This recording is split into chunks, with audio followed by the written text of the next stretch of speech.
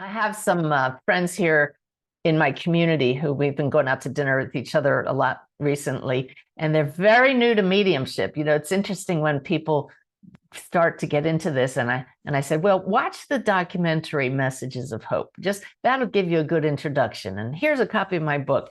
If they're open to it, I don't ever push this. Like we said earlier, people really, it's their path.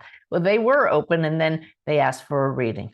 Now, I know I have this waiting list and I'm still not taking people, but you have to tune into your heart. And of course, there are going to be certain exceptions, like friends that are very close, and they come right out and ask you. So I had the wife come over to the house in person for her first reading, and she was understandably nervous, not quite sure what to expect. And I said, trust me, this is going to be very interesting, fascinating, and maybe even fun. Well, we tuned in, and I tuned into some loved ones across the veil right away. And I won't go into details because it was her personal reading. But at one point I said, and I hope you can tell by now that they're right here. And she had this stunned look on her face. She said, Suzanne, I can see them. I can see them. And even as I say it, I get goosebumps. And I wanted to interrogate her at the moment and say, you mean objectively? Because I can't even see them. But whatever was happening with her, it left no doubt in her mind that they were right there. And then this magical moment, even though she knew it was them, the most wondrous moment for me in that session was when she saw me looking like this, because one of her loved ones across the veil just took this 5-pointed star, like a sheriff's badge star, and he just went like this, and he planted it up in the air, a star, but it was a gold star. And I teach everybody that I teach mediumship to, just to report objectively first what you see. Because if you interpret that, you could go wrong. So if I had said, well, he's saying he's your shining star or something, she might not have gotten it. But in this case, she would have. I just said, look, he just put this star up there, and I'm not sure why. And she went, oh, and that is the best thing you can hear in a reading, right? The big gasp. Turns out that person in spirit, from childhood till the day he passed, everybody called him Star. That was his name. So that was one of those moments where it's like, okay, there's another convert. We got another believer. It's beautiful. That's why, we can have readings where we deal with people in deep grief, and it's very challenging. We do have readings that don't go well. I just did one today that was a redo from somebody years ago. She said, you had to call my reading off. I really like to try again. I said, sure, let's try again. And it was beautiful today. So who knows why they don't go well? Spirit knows. But at our human side, we don't always know. So please don't ever blame your sitter for their low energy. It could be your low energy. It could have been, it wasn't time.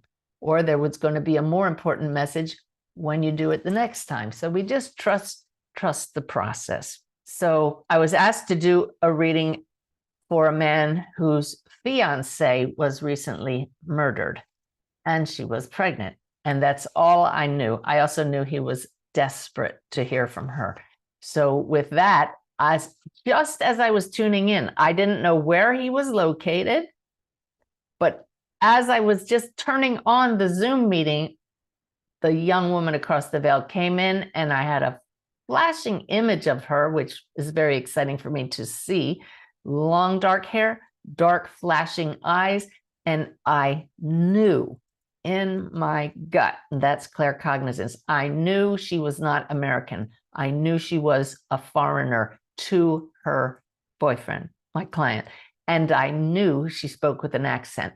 And I hadn't even connected personally with her yet. And I shared that with him right away. And he said, oh, absolutely. He was actually in the foreign country that she was from during the reading, but I didn't know that until we got started. So really cool that, when you do a reading or you have a reading, the loved ones are just waiting. They're like those guys behind Whoopi Goldberg. Come on, let's get started. Let's go. I want to talk. We've been here waiting all this time.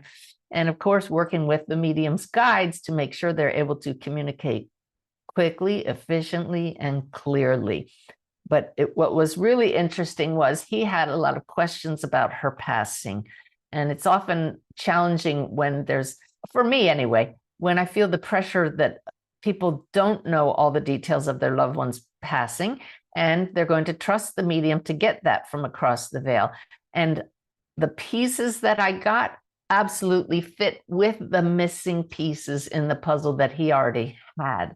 So that was truly fascinating. And then the connection was so clear that my guides, Sanaya, came in and were channeling a message directly for him.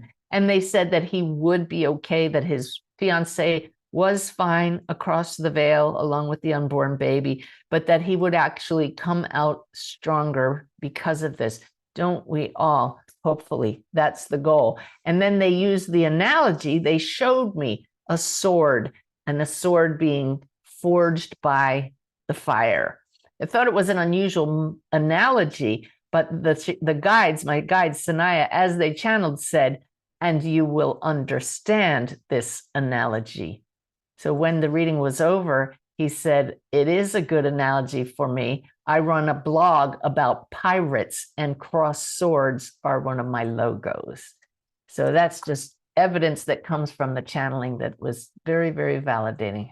I hope that you all have enjoyed that and celebrating with me, and that it also helps to cement how the spirit world works in your mind as well, in your awareness.